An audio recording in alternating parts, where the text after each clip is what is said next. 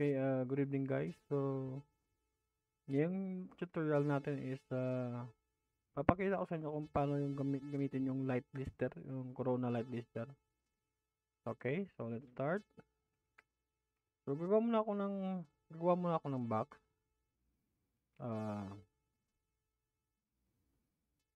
For example, 5 meters by 5 meters, tapos yung height na is 3 meters. Okay? After nyan, bubutasan ko. Ay, convert ko sa poly. Ito, tapos di ba nakabutas siya, no? Tapos Control A ko, flip ko para yung face niya sa loob. Tapos na i-convert ko yung scene natin sa Corona.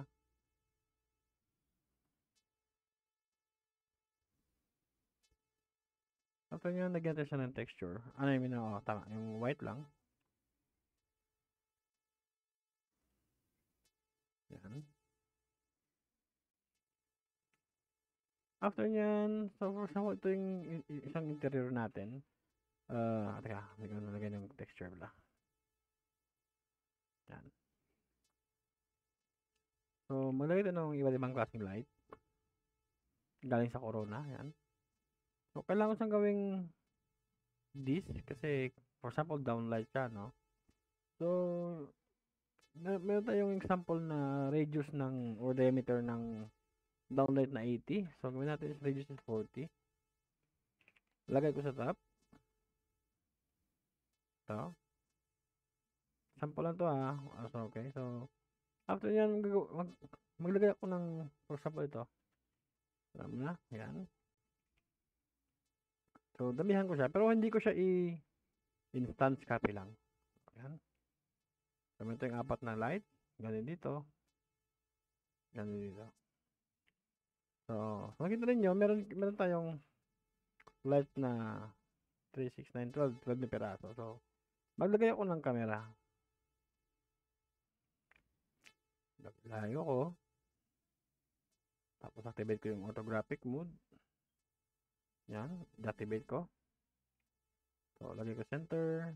Layo ko konti. Tapos, akit ko Shift F para sa safe frame. Yan. For example, yan.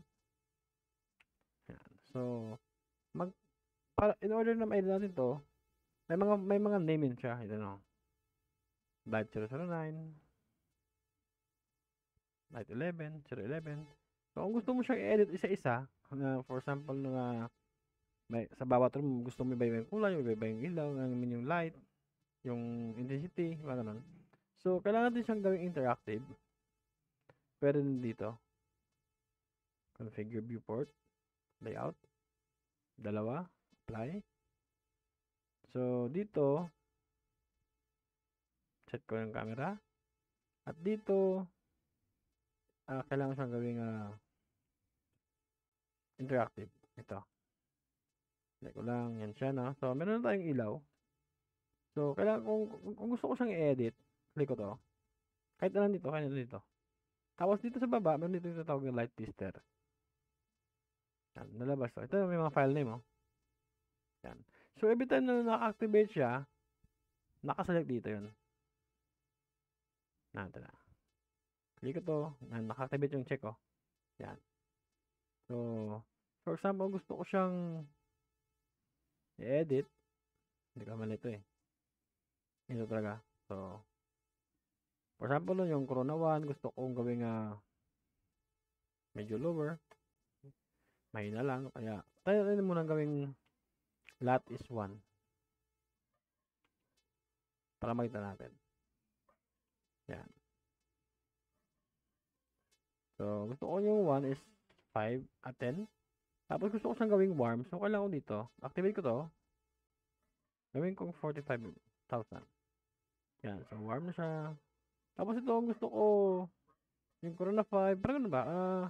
Habang nag-edit ka ng light blister mo, kasabay din siya nagpapalit sa interactive mo. Ang purpose na para makita mo agad yung itsura ng kanya mo.